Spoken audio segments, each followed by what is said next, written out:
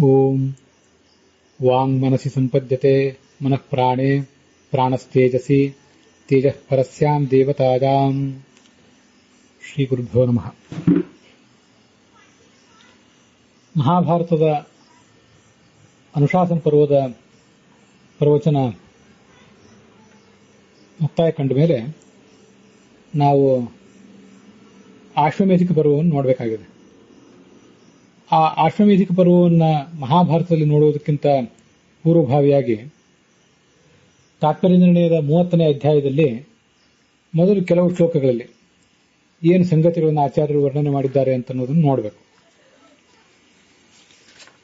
ಪ್ರಾಯ ಈಗ ನಾವು ನೋಡ್ತಿರುವಂತಹ ಕೆಲವು ಶ್ಲೋಕಗಳಲ್ಲಿ ಇರುವಂತಹ ವಿಷಯಗಳು ತಾತ್ಪರ್ಯ ನಿರ್ಣಯದಲ್ಲಿ ಬಂದಿಲ್ಲ, ಮಹಾಭಾರತದಲ್ಲಿ ಬಂದಿಲ್ಲ, ತಾತ್ಪರ್ಯ ನಿರ್ಣಯದಲ್ಲಿ ಮಾತ್ರ ಬಂದಿವೆ. ಆದ್ದರಿಂದ ಮುಂದೆ ಮಹಾಭಾರತದ ಕಥೆಗಳ ಜೊತೆಗೆ ಈಗ ನಾವು ನೋಡ್ತಾ ಇರುವಂತಹ ಶ್ಲೋಕಗಳು ಹೊಂದುವುದಿಲ್ಲ. ಅದಕ್ಕಾಗಿ ಸುಮಾರು 48 ಶ್ಲೋಕಗಳನ್ನು, 30ನೇ ಅಧ್ಯಾಯದ 48 ಶ್ಲೋಕಗಳನ್ನು ಮೊದಲು ನೋಡಿ ಆ ಬಳಿಕ ಆಶ್ವಮೇಧಿಕ ಪರ್ವದಲ್ಲಿ ಪಾಂಡವರಿಗೆ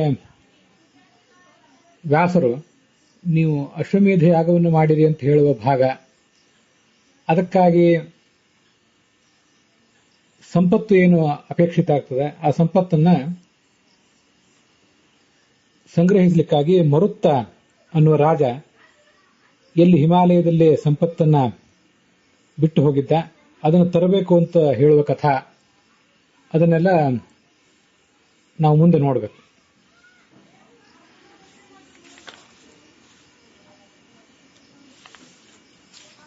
ಅಥ ಕೃಷ್ಣ ಮನುಸ್ಮೃತ್ಯ ಭೀಷ್ಮೇ ಸ್ವಾಂ ವಸುತಾಂ ಗತೆ ಕೃತ್ವಾ ಕಾರ್ಯಾಣಿ ಸರ್ವಾಣಿ ಗಂಗಾಮಾಶ್ವಾಸ್ಯ ದುಃಖಿತಾಂ. ಇದು ಈ 30ನೇ ಅಧ್ಯಾಯದ ಮೊದಲನೇ ಶ್ಲೋಕ ತಾತ್ಪರ್ಯ ನಿರ್ಣಯದಲ್ಲಿ. ಪಾಂಡವರಿಗೆ ಎಲ್ಲಾ ಥರದ ಧರ್ಮಗಳನ್ನು ಭೀಷ್ಮ ಉಪದೇಶಿಸಿದ. ಮುಂದೆ ತಾನು ತನ್ನ ವಸುರೂಪವನ್ನ, ಮೂಲ ರೂಪವನ್ನು ತಾಳಿದ. ಧರ್ಮರಾಜ ಅವನಿಗೆಲ್ಲ ಉತ್ತರ ಕ್ರಿಯೆಗಳನ್ನು ಮಾಡಿದ. ಗಂಗೆಗೆ ದುಃಖ ಆದಾಗ ವ್ಯಾಸಕೃಷ್ಣರು ಮತ್ತೆ ಉಳಿದವರೆಲ್ಲರೂ ಕೂಡ ಸಮಾಧಾನ ಮಾಡಿದರು. ಮತ್ತು ಆತನಿಗೆ ದುಃಖ ಆದಾಗ ಆಗ ವ್ಯಾಸರು ಅವನಿಗೆ ಮುಂದಿನಂತೆ ನೀನು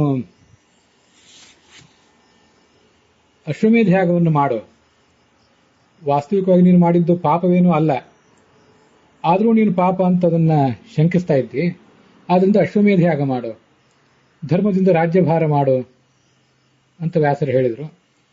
ಆಗ ವ್ಯಾಸರು ಹೇಳಿದ್ದನ್ನ ಧರ್ಮರಾಜ ಕೇಳಿ ಅದರಂತೆ ಎಲ್ಲಾ ಭೋಗಗಳನ್ನು ಪರಿತ್ಯಾಗ ಮಾಡಿ ಗೋವ್ರತ ಮೊದಲಾದದನ್ನ, ಗೋವ್ರತಾದಿ ವ್ರತಯುಕ್ತ ಪಾಲಯಾಮಾಸ ಮೇದಿನಿ. ಈ ಮೊದಲನೇ ಶ್ಲೋಕವನ್ನು ನಾವೀಗೇನು ತಾತ್ಪರ್ಯ ನಿರ್ಣಯದಲ್ಲಿ ನೋಡಿದ್ದೇವೆ. ಭೀಷ್ಮ ಆ ಕೃಷ್ಣನನ್ನ ಸ್ಮರಣೆ ಮಾಡಿದ ಬಳಿಕ, ಸ್ಮರಣೆ ಮಾಡ್ತಾ ತನ್ನ ಮೂಲ ರೂಪವನ್ನು ಸೇರ್ಲಿಕ್ಕೆ ಆಗಲಿಲ್ಲ ಅವನಿಗೆ. ಸ್ಮರಣೆ ಮಾಡಿ ಆ ಬಳಿಕವನೇ ತನ್ನ ಮೂಲ ರೂಪವನ್ನು ಸೇರಿದ. 58 ದಿನ ಕಾಲ ಶರಶಯ್ಯಲ್ಲಿ ಮಲಗಿದ್ದ ಭೀಷ್ಮ ಅಂತ ಕೇಳಿ ಬರ್ತದೆ. ಅದರ ಕುರಿತಾಗಿ ಒಂದಿಷ್ಟು ವಿಮರ್ಶೆಗಳನ್ನ ನಾವೀಗ ನೋಡಬೇಕು. 850 ರಾತ್ರ್ಯ ಶಯಾನಸ್ಯಾದ್ಯ ಬೇಗತಾಹ ಅಂತ ಅನುಶಾಸನ ಪರ್ವದಲ್ಲಿ ಕಂಡು ಬಂದಿದೆ ಈ ಅಂಶ. ನಾನು ಈ ಶರಶಯ್ಯ ಮೇಲೆ ಮಲಗಿ ಇಲ್ಲಿಗೆ 58 ದಿನಗಳಾದವು. ಇಷ್ಟು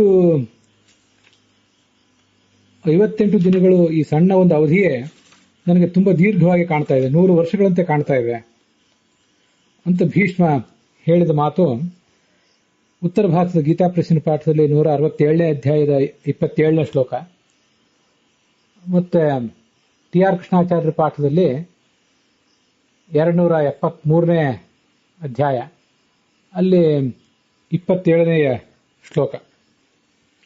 ಹೀಗದು ಶ್ಲೋಕ ನಾವು ಹಿಂದೆ ನೋಡಿದ್ದೇವೆ. ಆ 58 ದಿನಗಳು ಇತ್ಯಾದಿ ಏನು ಉಲ್ಲೇಖ ಇದೆ, ಅದರ ಕುರಿತಾದಂತಹ ಒಂದು ವಿಷಯವನ್ನ, ಒಂದು ವಿಮರ್ಶವನ್ನು ಇಲ್ಲಿ ನಾವು ನೋಡಬೇಕು. ವಸ್ತುತಃ ಇಲ್ಲಿ ನನ್ನ ಅಭಿಪ್ರಾಯ ನಾನು ಈಗೇನು ಹೇಳ್ತಿಲ್ಲ. ಭಾರತ ದರ್ಶನ ಪ್ರಕಾಶನದ ಕನ್ನಡದ ಅನುವಾದದಲ್ಲಿ ಏನೊಂದು ವಿಮರ್ಶೆಯನ್ನ ಅವರು ಮಾಡಿದ್ದಾರೆ, ಹಾಗೆ ಬನ್ನಂಜೆ ಗೋವಿಂದಾಚಾರ್ಯರು ತಮ್ಮ ತಾತ್ಪರ್ಯ ನಿರ್ಣಯ ಸಂಸ್ಕೃತ ವ್ಯಾಖ್ಯಾನದಲ್ಲಿ ಏನು ವಿಮರ್ಶೆ ಮಾಡಿದ್ದಾರೆ ಅನ್ನೋದನ್ನು ಮಾತ್ರ ಇಲ್ಲಿ ಹೇಳಲಿಕ್ಕೆ ಬಯಸ್ತೇನೆ.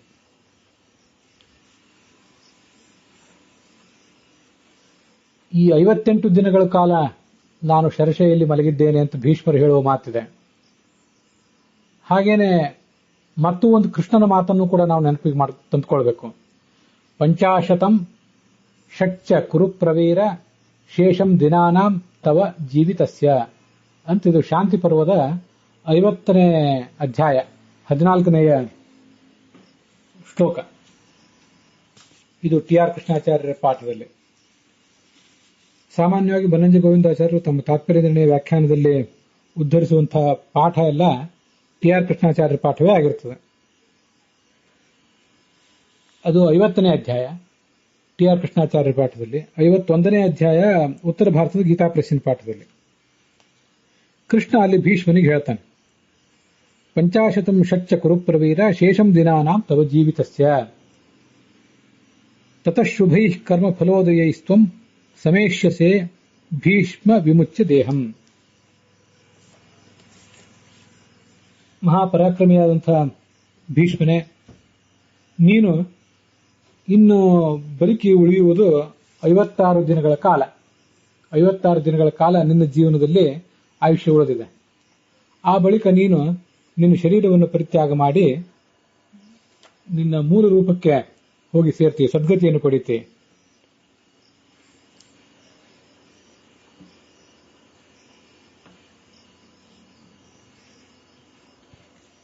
ಹೀಗೆ ಕೃಷ್ಣ ಹೇಳುವಂತಹ 56 ದಿನಗಳು ಮತ್ತೆ ಭೀಷ್ಮ ಹೇಳ್ತಾ ಇರುವಂತಹ ಮಾತು, ನಾನು 58 ದಿನಗಳಿಂದ ಇಲ್ಲಿ ಮಲಗಿದ್ದೇನೆ ಅಂತ.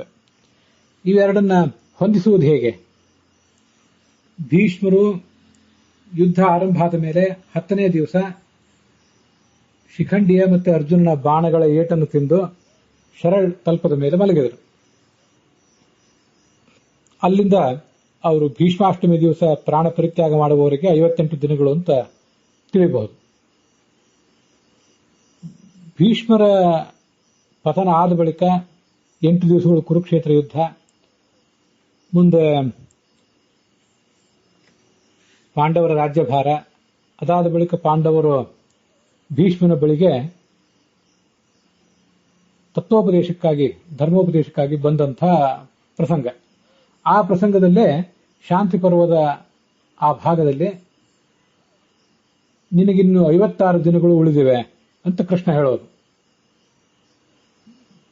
ಭೀಷ್ಮ ಹೇಳಿದಂತೆ ಶರತಲ್ಪದ ಮೇಲೆ ಮಲಗಿದಂದಿನಿಂದ ಮರಣದವರೆಗೆ 58 ದಿನ.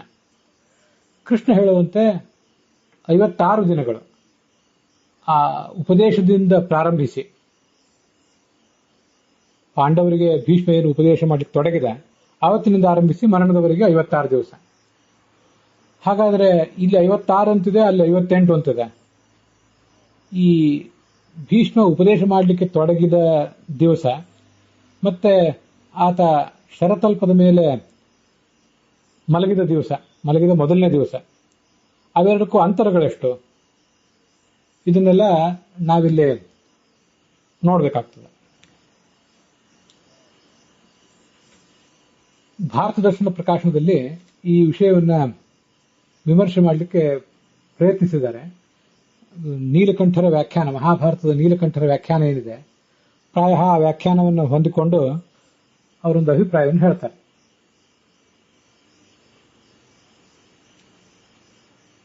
ಪಂಚಾಶತಂ ಷಟ್ಚ ಅಂದ್ರೆ 50 + 6 ಒಟ್ಟು 56 ದಿನಗಳಾಗ್ತವೆ. ಇದು ಕೃಷ್ಣನ ಹೇಳಿಕೆ. ಭೀಷ್ಮರು ಸ್ವರ್ಗಾರೋಹಣ ಮಾಡುವಾಗ ಯುಧಿಷ್ಠಿರನಿಗೆ ಹೇಳಿದ ಮಾತು ಅಷ್ಟಪಂಚಾಶತಂ ರಾತ್ರಿ ಅಂತ, ನನಗೆ 58 ದಿನಗಳಾಗಿವೆ. ಶರತಲ್ಪದಲ್ಲಿ ಮಲಗಿದ್ದಂತೆ 58 ದಿನಗಳನ್ನು ನಾನು ಕಳೆದಿದ್ದೇನೆ ಅಂತ. ಆದ್ರಿಂದ ಇಲ್ಲಿ 56 ಅಂತ ಕೃಷ್ಣನ ಮಾತನ್ನ 56 ಅಂತ ಶಾಂತಿ ಪರ್ವದಲ್ಲಿ ನಾವೇನು ಕೇಳ್ತೇವೆ ಅದನ್ನ ಹೊಂದಾಣಿಕೆ ಒಳಪಡಿಸಬೇಕಾಗ್ತದೆ. ಅಲ್ಲಿ 56 ಇಲ್ಲಿ 58 ಅಂತ ಅನ್ನೋದು ಪೂರ್ಣವಾಗಿ ಹೊಂದುವಂಥದ್ದಲ್ಲ. ಭೀಷ್ಮರ ಶರತಲ್ಪದ ಮೇಲೆ ಬಿದ್ದಂದಿನಿಂದ ಉಪದೇಶ ಮಾಡಲಿಕ್ಕೆ ತೊಡಗಿದ್ದ ದಿವಸ ಎಷ್ಟು ದಿವಸಗಳು ಅಂತನ್ನುವುದು ಪೂರ್ಣ ಹೊಂದಾಣಿಕೆ ಕಾಣುವಂಥದ್ದಲ್ಲ. ಯಾಕೆಂದ್ರೆ ಭೀಷ್ಮ ಶರತಲ್ಪದ ಮೇಲೆ ಬಿದ್ದ ಮೇಲೆ ಮುಂದೆ 8 ದಿವಸಗಳ ಕಾಲ ಯುದ್ಧ ನಡೆದಿದೆ. ಅದಾದ ಬಳಿಕ ಪಾಂಡವರ ಪಟ್ಟಾಭಿಷೇಕ ಇತ್ಯಾದಿಗಳಾಗಿವೆ. ಆ ನಡುವೆ ಅವರು ದುರ್ಯೋಧನಾದಿಗಳ ಮರಣದ ಸೂತಕವನ್ನು ಕೂಡ ಆಚರಿಸಬೇಕು. ಆ ಸೂತಕಾದಿಗಳನ್ನು ಲೆಕ್ಕ ಇಟ್ಕೊಂಡಿಲ್ಲ ಅಂತ ನಾವು ತಿಳಿದ್ರೂ ಕೂಡ ಭೀಷ್ಮ ಶರತಲ್ಪದ ಮೇಲೆ ಬಿದ್ದಂದಿನಿಂದ ಮುಂದೆ 8 ದಿವಸ ಮತ್ತೆ ಉಪದೇಶ ಮಾಡಲಿಕ್ಕೆ ತೊಡಗಿದ ದಿವಸದಿಂದ ಮರಣದವರೆಗೆ 56 ದಿವಸ ಕೃಷ್ಣನೇ ಹೇಳುವಂತೆ ಶಾಂತಿ ಪರ್ವದಲ್ಲಿ. ಆ 56ಕ್ಕೆ ಈ 8 ಸೇರಿಸಿದ್ರೆ 64 ಆಗ್ತದೆ. 64 ದಿನಗಳ ಕಾಲ ಆತ ಶರತಲ್ಪದ ಮೇಲೆ ಮಲಗಿದ್ದಾನೆ ಅಂತ ಅರ್ಥ ಆಗ್ತದೆ. ಆದರೆ ಭೀಷ್ಮನೇ ಸ್ವತಃ ಹೇಳಿಕೊಂಡಿರುವಂತೆ ನಾನು 58 ದಿವಸದಿಂದ ಇದ್ದೇನೆ ಅಂತ. ಈ ಎಲ್ಲ ಶ್ಲೋಕಗಳನ್ನು ಹೊಂದಾಣಿಕೆ ಮಾಡುವುದು ಕಷ್ಟ. ಅದಕ್ಕಾಗಿ ಈ ಪಂಚಾಶತಂ ಷಟ್ ಅಂತ ಏನಿದೆಯಲ್ಲ 56 ಅಂತ ಅರ್ಥ ಮಾಡುವುದು ಬೇಡ. ಅದಕ್ಕೆ ವ್ಯಾಖ್ಯಾನಕಾರರು ಪ್ರಾಯ ನೀಲಕಂಠರು ಪಂಚ ಆಶತಂ ಷಟ್ ಅಂತ ಪದ ವಿಭಾಗ ಮಾಡಿ ಷಟ್ ಪಂಚವಾರಂ 6 ಆ 6 5 ಬಾರಿ ಪರಿಗಣಿಸಿದರೆ ಅದು 30 ಅಂತ ಅರ್ಥ ಆಗ್ತದೆ. ಮುಂದೆ ನಡುವೆ ಆಶತಂ ಅಂತಿದೆ. ಆಶತಂ ಅಂದ್ರೆ 100 ದಿವಸಗಳ ಕಾಲ ಮಾಡುವುದನ್ನ 20 ದಿವಸದಲ್ಲಿ ಮಾಡಬಹುದು ಅಂತ ನೀಲಕಂಠರು ಮಾಡುವ ಸಾಧ್ಯತೆ ಇದೆ ಅಂತ ಒಂದು ವಾಕ್ಯ ಹೇಳ್ತಾರೆ. ಅದೇನು ಶಾಸ್ತ್ರದ ವಾಕ್ಯ ಏನಲ್ಲ, ಅವರ ಲೆಕ್ಕಾಚಾರ ಇದ್ದಂತೆ ಅದು ಅಷ್ಟೇ. ಶತಾವಧಿ ಯದ್ದಿನಾನಾಂ ಶತೇನ ಕರ್ತುಂ ಶಕ್ಯಂ ತದ್ವಿಂಶತಾಪಿ ಕರ್ತುಂ ಶಕ್ಯಂ. 100 ದಿನಗಳಲ್ಲಿ ಮಾಡುವ ಕೆಲಸವನ್ನು 25 ದಿವಸದಲ್ಲಿ ಮಾಡಬಹುದು ಅಂತ. ಒಟ್ಟಾರೆ ಈ ಸಂಖ್ಯೆಯನ್ನ ಸಮರ್ಥನೆ ಅವ್ರು ಹೀಗೆ ಮಾಡ್ತಾರಂತೆ. ಭೀಷ್ಮ ಶರತಲ್ಪದಲ್ಲಿ ಮಲಗಿದ ಮೇಲೆ 8 ದಿನಗಳ ಕಾಲ ಯುದ್ಧ ನಡೆಯಿತು. ದುರ್ಯೋಧನಾದಿಗಳು ಮರಣ ಹೊಂದಿದ್ರಿಂದ ಪಾಂಡವರಿಗೆ ಪ್ರಾಪ್ತವಾದಂತಹ ಅಶೌಚ 16 ದಿನ. ಈ 16 ಮತ್ತು ಹಿಂದಿನ 8 ಸೇರಿ 24 ಆಯಿತು. 25ನೇ ದಿವಸ ಶ್ರಾದ್ದ ತರ್ಪಣ ಇತ್ಯಾದಿ. 26ನೇ ದಿವಸ ಪುರಪ್ರವೇಶ. 27ನೇ ದಿವಸ ರಾಜ್ಯಾಭಿಷೇಕ. 28ನೇ ದಿವಸ ಭೀಷ್ಮನಲ್ಲಿಗೆ ಬಂದು ನಮಗೆ ತತ್ವೋಪದೇಶ ಮಾಡುವಂತ ಅವರೆಲ್ಲ ಕೇಳಿದ್ದು.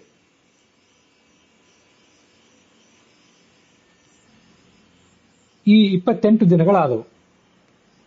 ಭೀಷ್ಮ ಶರತಲ್ಪದ ಮೇಲೆ ಮಲಗಿದ ದಿವಸದಿಂದ ಆರಂಭಿಸಿ ಒಟ್ಟು 58 ದಿನಗಳಲ್ಲಿ ಭೀಷ್ಮನೇ ಹೇಳಿದ 58 ದಿನಗಳು ಏನು ಅನುಶಾಸನ ಪರ್ವದಲ್ಲಿವೆ ಅದರಲ್ಲಿ 28 ದಿನಗಳನ್ನು ನಾವು ತೆಗೆದು ಹಾಕಬೇಕು.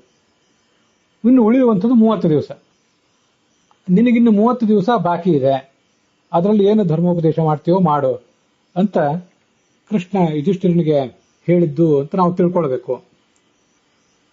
ಪಂಚ ಶತ್ ಅಂದ್ರೆ ಆ 6 5 ಬಾರಿ ಪರಿಗಣಿಸಬೇಕು ಅಂತ ಅದರ ಅರ್ಥ. ಆದ್ರೆ ಆಶತಂ ಅನ್ನೋ ಶಬ್ದಕ್ಕೆ ಏನರ್ಥ? ಆಶತಂ ಅಂದ್ರೆ 100 ಅಂತ ಅರ್ಥ. ಆ 100ನ್ನ 25 ದಿವಸದಲ್ಲಿ ಮಾಡಿ ಮುಗಿಸಬಹುದು ಅಂದ್ರೆ ಆ 100 ದಿವಸದಲ್ಲಿ ಮಾಡಬಹುದಾದ ಕೆಲಸ ಯಾವುದದು? ಪಾಂಡವರು ಅದನ್ನು 25 ದಿವಸದಲ್ಲಿ ಮಾಡಿದ್ಯಾವುದು? ಅದ್ಯಾವುದು ಕೂಡ ಇಲ್ಲಿ ಸ್ಪಷ್ಟ ಆಗೋದಿಲ್ಲ. ಹಾಗೆ ನೀಲಕಂಠರು ವ್ಯಾಖ್ಯಾನ ಮಾಡಿದ ಮೇಲೂ ಕೂಡ ಆ ಗೊಂದಲ ಹಾಗೆ ಉಳಿತದೆ. ಆದ್ರಿಂದ ನೀಲಕಂಠರ ವ್ಯಾಖ್ಯಾನವನ್ನು ಅನುಸರಿಸಿ ಮಾಡಿದಂತಹ ಅನುವಾದ, ಅದಕ್ಕೆ ಆ ಸಮರ್ಥನೆಯ ವಿವರಣೆ ಅದು ಕೂಡ ನಮಗೆ ಪೂರ್ಣ ತೃಪ್ತಿಕರ ಆಗೋದಿಲ್ಲ. ಪಂಚ ಆಶತಂ ಷಟ್ ಎಂಬಲ್ಲಿ ಆಶತಂ ಅಂತ ತೆಗೆದುಬಿಟ್ರೆ ಪಂಚ ಮತ್ತು ಷಟ್ ಇದಿಷ್ಟನ್ನು ಪರಿಗಣಿಸಿದ್ರೆ 30 ಆಯ್ತು. 30 ದಿನಗಳು ನಿನಗಿನ್ನು ಉಳಿದಿವೆ ಅಂತ ಕೃಷ್ಣನ ತಾತ್ಪರ್ಯ ಶಾಂತಿ ಪರ್ವದಲ್ಲಿ ಆತ ಹೇಳುವ ಮಾತಿನ ತಾತ್ಪರ್ಯ ಅದು. 58 ದಿನಗಳಲ್ಲಿ 30 ದಿನಗಳು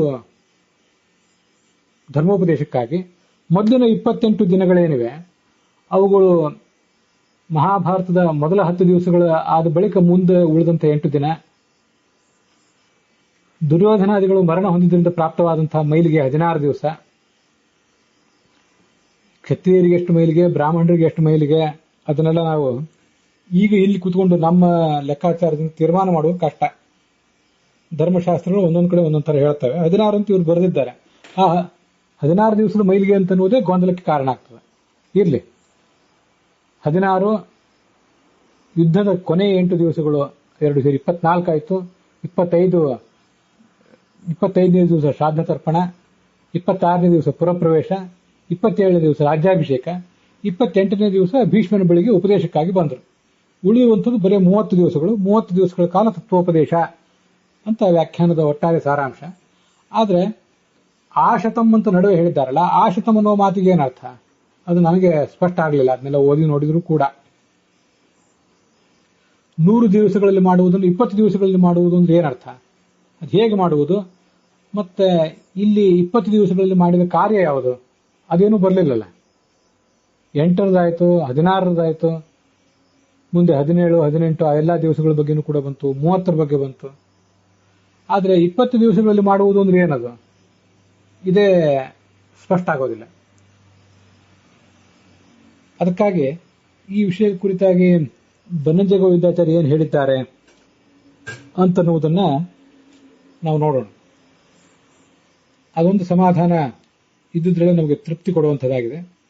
ಪಂಚಾಶತಂ ಷಟ್ ಅನ್ನುವ ಪಾಠವೇ ಒಂದು ವೇಳೆ ಅಸ್ತವ್ಯಸ್ತ ಆಗಿದ್ರೆ ಆವಾಗ ಯಾವ ವ್ಯಾಖ್ಯಾನವೂ ಕೂಡ ಸಮಂಜಸ ಆಗೋದೇ ಇಲ್ಲ, ಎಲ್ಲವನ್ನೂ ಕೈ ಬಿಡಬೇಕಾಗ್ತದೆ. ಆದರೆ ಪಾಠವನ್ನು ತೀರ್ಮಾನಿಸುವುದು ಕಷ್ಟ. ಒಂದೊಂದು ಕಡೆ ಒಂದೊಂದು ಪಾಠ ಇರ್ತದೆ, ಹೇಗೆ ತೀರ್ಮಾನಿಸುವುದು ಕಷ್ಟ. ಅಂತೂ ಗೋವಿಂದಾಚಾರ್ಯ ಏನು ಹೇಳ್ತಾರೆ ಅಂತ ಅನ್ನೋದನ್ನು ನೋಡೋಣ.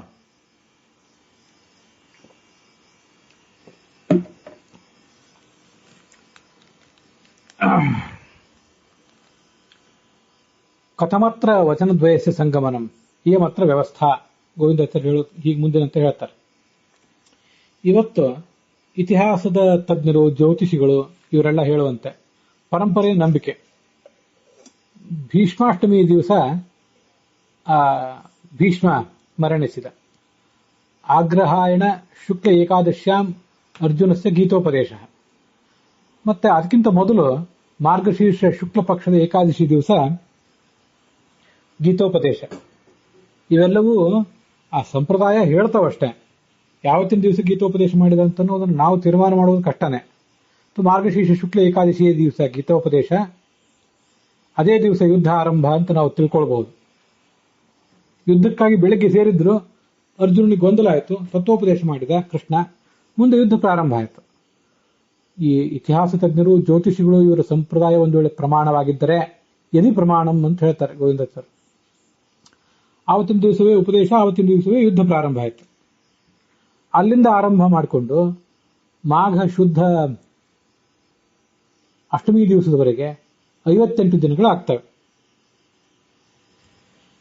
ಈ 58 ದಿನಗಳು ಹೇಗೆ ಅಂದ್ರೆ, ಮಾರ್ಗಶೀರ್ಷ ಶುಕ್ಲ ಪಕ್ಷದ ದಶಮಿಯವರೆಗೆ ಪ್ರತಿಪತ್ತಿನಿಂದ ದಶಮಿಯವರೆಗೆ 10 ದಿವಸಗಳನ್ನು ಬಿಟ್ಟುಬಿಟ್ರೆ, ಆ ಮಾರ್ಗಶೀರ್ಷ ಮಾಸದಲ್ಲಿ ಒಟ್ಟು 20 ದಿವಸಗಳು ಉಳಿದವು. ಒಟ್ಟಾರೆ 30 ದಿವಸ ಮಾರ್ಗಶೀರ್ಷ ಮಾಸದಲ್ಲಿ. ಅದರ ಮೊದಲ 10 ದಿವಸಗಳನ್ನು ತೆಗಿಬೇಕು. ಏಕಾದಶಿಯಿಂದ, ಮಾರ್ಗಶೀರ್ಷ ಶುಕ್ಲ ಏಕಾದಶಿಯಿಂದ ಮಾರ್ಗಶೀರ್ಷ ಅಮಾವಾಸ್ಯವರೆಗೆ 20 ದಿವಸಗಳು. ಮುಂದೆ ಪುಷ್ಯ ಮಾಸದಲ್ಲಿ ಪೂರ್ಣ 30 ದಿವಸಗಳು.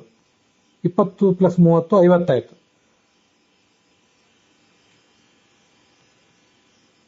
ಪುಷ್ಯ ಆದ್ಮೇಲೆ ಮಾಘ ಮಾಸ, ಅದರಲ್ಲಿ ಶುಕ್ಲ ಪಕ್ಷದ 8ನೇ ದಿವಸ. ಅಂದ್ರೆ ಮಾಘ ಮಾಸದ ಶುಕ್ಲ ಪಕ್ಷದ 8 ದಿವಸಗಳು, ಪುಷ್ಯ ಮಾಸದ ಪೂರ್ಣ 30 ದಿವಸಗಳ ಅವಧಿ, ಮತ್ತೆ ಮಾರ್ಗಶೀರ್ಷ ಮಾಸದ ಶುಕ್ಲ ಪಕ್ಷದ 5 ದಿನ, ಕೃಷ್ಣ ಪಕ್ಷದ 15 ದಿನ. ಹೀಗೆಲ್ಲವೂ ಸೇರಿ 58 ದಿನಗಳು ಅಂತ ಆಗ್ತದೆ. ನಾನು ಆ ಶರತಲ್ಪದಲ್ಲಿ ಮಲಗಿ ಇಲ್ಲಿಗೆ 58 ದಿನಗಳಾಗ್ತವೆ ಅಂತ ಭೀಷ್ಮ ಹೇಳ್ತಾನೆ. ಅದನ್ನು ಗಮನಿಸಿದ್ರೆ ಏಕಾದಶಿ ದಿವಸ ಯುದ್ಧ ಆಗಿಲ್ಲ ಅಂತ ಗೊತ್ತಾಗ್ತದೆ, ಯುದ್ಧ ಪ್ರಾರಂಭ ಆಗಿಲ್ಲ ಅಂತ ಗೊತ್ತಾಗ್ತದೆ. ಅದನ್ನೇ ಇದನ್ನೆಲ್ಲ ಇಲ್ಲಿರುವಂತ ಗೊಂದಲಗಳು ಅಂತ ನಾನು ಹೇಳಿದ್ದು. ಏಕೆಂದ್ರೆ ಮಾರ್ಗಶೀರ್ಷ ಶುಕ್ಲ ಏಕಾದಶಿಯಿಂದ ಮಾಘ ಶುಕ್ಲ ಅಷ್ಟಮಿಯವರೆಗೆ 58 ದಿನಗಳಾಗ್ತವೆ. ಆದರೆ ಅಲ್ಲಿ ಭೀಷ್ಮ ಶರತಲ್ಪದ ಮೇಲೆ ಮಲಗಿ 58 ದಿವಸಗಳಾಗಬೇಕಲ್ಲ. ಯುದ್ಧ ಪ್ರಾರಂಭ ಆಗಿದ್ದೇ ಶುಕ್ಲ ಪಕ್ಷದ ಏಕಾದಶಿ ದಿವಸ ಆದರೆ ಭೀಷ್ಮ ಆವತ್ತೇನು ಮಲಗಲಿಲ್ಲ. ಯುದ್ಧ ಪ್ರಾರಂಭ ಆದ್ಮೇಲೆ 10 ದಿವಸ ಬಿಟ್ಟು ಮಲಗಿದೆ. ಆ ದೃಷ್ಟಿಯಿಂದ ಯುದ್ಧ ಪ್ರಾರಂಭ ಆಗಿದ್ದು ಮಾರ್ಗಶೀರ್ಷ ಶುಕ್ಲ ದ್ವಿತೀಯ ದಿವಸದಿಂದ ಅಂತ ಹೇಳಬೇಕಾಗ್ತದೆ. ಮಾರ್ಗಶೀರ್ಷ ಶುಕ್ಲ ದ್ವಿತೀಯದಿಂದ ಯುದ್ಧ ಪ್ರಾರಂಭ ಆಗಿದ್ರೆ ಮುಂದೆ ಮಾರ್ಗಶೀರ್ಷ ಏಕಾದಶಿ ದಿವಸ ಭೀಷ್ಮ ಮಲಗಿದ. ಅಲ್ಲಿಂದ ಮಾಘ ಶುದ್ಧ ಅಷ್ಟಮಿಯವರೆಗೆ 58 ದಿನಗಳು ಅಂತ ಹೇಳೋದು ಸರಿಯಾಗ್ತದೆ. ಹೀಗೆಲ್ಲ ಹೇಳ್ಬಿಟ್ರೆ ಈ ಕಡೆ ನಾವೇನು ಮಾರ್ಗಶೀರ್ಷ ಶುಕ್ಲ ಏಕಾದಶಿ ದಿವಸ ಗೀತೋಪದೇಶ ಗೀತಾ ಜಯಂತಿ ಅಂತ ಆಚರಣೆ ಮಾಡ್ತಿದ್ದೇವೆ, ಆ ಆಚರಣೆ ಅದಕ್ಕೆ ಹಿಂದಿರುವಂತಹ ಒಂದು ಇತಿಹಾಸ ಎಲ್ಲ ಬಿದ್ದು ಹೋಗ್ತದೆ. ಮಾರ್ಗಶೀರ್ಷ ಶುದ್ಧ ದ್ವಿತೀಯ ದಿವಸನೇ ಗೀತೋಪದೇಶ ಆಯಿತು ಅಂತ ಹೇಳಬೇಕಾಗ್ತದೆ. ಆದ್ರಿಂದ ಗೀತೋಪದೇಶ ಯಾವತ್ತಿನ ದಿವಸ ಆಗಿದೆ ಅಂತ ನಮ್ಮ ಸಂಪ್ರದಾಯ ಹೇಳ್ತದೆ, ಮತ್ತೆ ಯಾವತ್ತಿನ ದಿವಸ ಭೀಷ್ಮ ಮರಣಿಸಿದ ಅಂತ ನಮ್ಮ ಸಂಪ್ರದಾಯ ಹೇಳ್ತದೆ. ಎಲ್ಲವೂ ಕೂಡ ಗೊಂದಲದ ಗೂಡಾಗಿವೆ. ಅದು ಯಾವುದನ್ನು ಕೂಡ ನೇರವಾಗಿ ಪೂರ್ಣವಾಗಿ ತಗೊಳ್ಳಿಕ್ಕೆ ಬರುವಂತಿಲ್ಲ. ಹಿಂದೆ ಗೀತಾ ಪ್ರವಚನ ಸಂದರ್ಭದಲ್ಲೂ ಇದನ್ನು ಹೇಳಿದ್ದೆ. ಇವರೆಲ್ಲ ಈಗ ಪರಂಪರೆಗೆ ಅನುಸಾರವಾಗಿ ಯಾರ್ಯಾರ್ದೋ ಜಯಂತಿ ಯಾವತ್ತಾವತ್ತೋ ಬಂದಿದೆ, ಮತ್ತಾವತ್ತೋ ದಿವಸ ಯಾರ್ದೋ ಮರಣ ಇದೆ, ಪ್ರತಿಯೊಬ್ಬ ದೇವತೆಗಳದು ಒಂದೊಂದು ಮರಣ ಇತ್ಯಾದಿಗಳನ್ನು ಹೇಳಿ, ಪ್ರತಿಯೊಬ್ಬ ರಾಜನದು ಮತ್ತೊಬ್ಬಂದು ಸನ್ಯಾಸಿಗಳದು ದೇವತೆಗಳ ಅವತಾರ ಇತ್ಯಾದಿ ಎಲ್ಲದಕ್ಕೂ ಕೂಡ ಒಂದೊಂದು ಕಾರಣ ಹೇಳ್ತಾರೆ. ತ್ರೇತಾಯುಗಾದಿ, ಕೃತಯುಗಾದಿ, ದ್ವಾಪರ ಯುಗಾದಿ ಅಂತ ಎಲ್ಲದಕ್ಕೂ ಒಂದೊಂದು ಹೇಳ್ತಾರೆ. ಯಾವುದು ಎಷ್ಟು ಶುದ್ಧವಾಗಿದೆಯೋ ಯಾವುದನ್ನು ನಾವು ಉಳಿಸ್ಕೊಳ್ಳುವುದೇ ಕಷ್ಟ.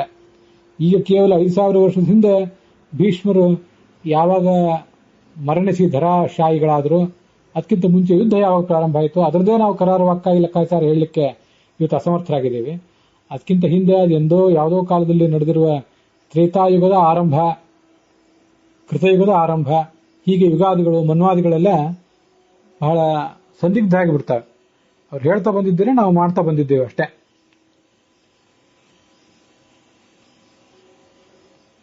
ಅದಕ್ಕಾಗಿ ಗೋವಿಂದಾಚಾರ್ಯ ಒಂದೇ ಮಾತು ಹೇಳಿದ್ದಾರೆ, ಏಕಾದಶ್ಯಾಂ ವಾ ಭವತು ದ್ವಿತೀಯಾಯಾಂ ವಾ ನನಃ ಕಾಚಿತ್ ಕ್ಷತಿ.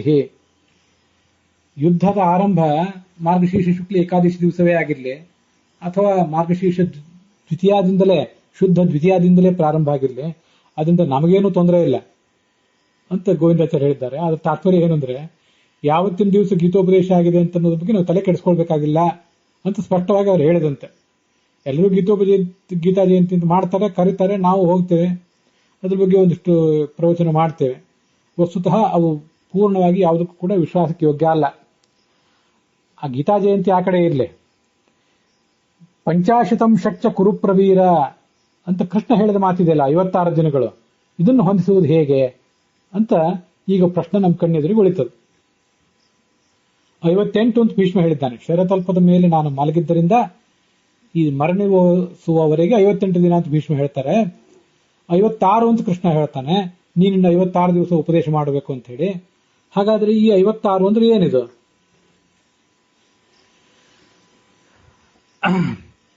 ಏವಂ ಸ್ಯಾತ್, ಹೀಗಿದ್ದಿರಬೇಕು ಅಂತಾರೆ. ಈ 58 ದಿನಗಳಲ್ಲಿ 8 ದಿನಗಳಂತೂ ಯುದ್ಧದಲ್ಲೇ ಕಳೆದು ಹೋದವು.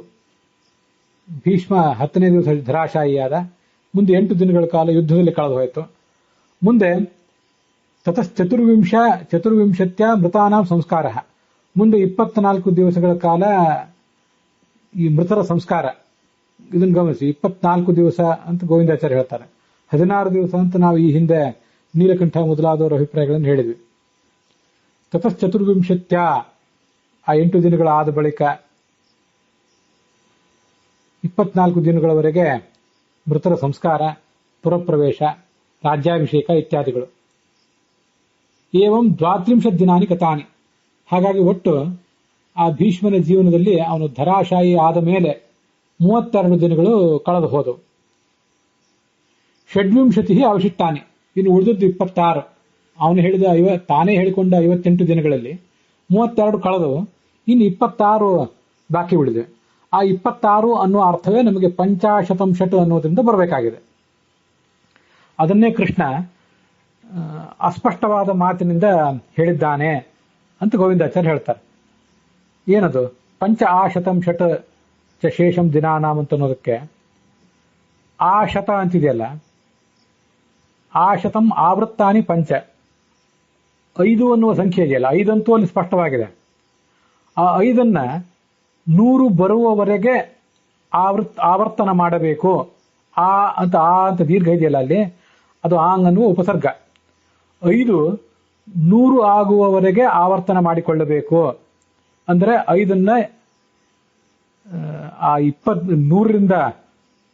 100ನ್ನು 5ರಿಂದ ಭಾಗಿಸಬೇಕು. ಹಾಗೆ ಭಾಗಿಸಿದಾಗ 20 ಪ್ರಾಪ್ತ ಆಗ್ತದೆ. ಈ 5ಅನ್ನ 20ರಿಂದ ಗುಣಿಸಿದಾಗ 100 ಪ್ರಾಪ್ತ ಆಗ್ತದೆ. 100ಅನ್ನ 5ರಿಂದ ಭಾಗಿಸಿದಾಗ 20 ಪ್ರಾಪ್ತ ಆಗ್ತದೆ. ಎರಡಕ್ಕೂ ಲಬ್ಧ ಒಂದೇ, ರಿಸಲ್ಟ್ ಒಂದೇ ಆಗಿದೆ. ಆಶತಂ ಆವೃತ್ತಾನಿ ಪಂಚ, ಪಂಚವಿಹಿ ಆಹತಂ ಅಂದ್ರೆ ಭಾಗಿಸಲ್ಪಟ್ಟ ದಶಂ ತದ್ವಾ, ಉಳಿದದ್ದು 20. ಆದರೆ ಎರಡರದು ಲಬ್ಧ ಒಂದೇ 20.